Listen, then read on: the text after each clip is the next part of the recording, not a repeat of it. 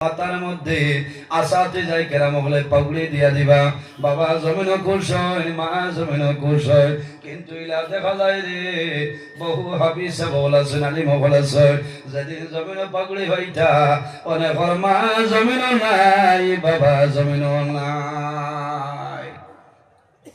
গত বছরের ঘটনা আমি খাটিগোড়া মাদ্রাসাতে ওয়াজ গেলাম 7 জন হাফিজ সাহেবরে পাগড়ি দেওয়া হইল। পাগড়ি দেওয়ার পরে আমার ওয়াজের টাইম আমরা পাগড়ি দিলাম। ওই সময় আমি ওই জায়গার মধ্যে বয়াত আমার ডাইন সাইডে 7 জন আমি সারার মুখে দিছাইয়া দেখিয়া বড় ভালো লাগে। একজন হাফিজ সাহেব দেখলাম খালি দরটার চক্ষু ভাই টলমল করে চক্ষুর ভালো আইতো। আমি কত সময় পরে ইশারা দিলাম ও হাফিজ সাহেব আমার নিকটে আইসেন। আমি জিজ্ঞাসা করলাম আজ আসাতে যাই কেরাম হলে আমরা সারাই মাথার মধ্যে নবীর সুন্নাত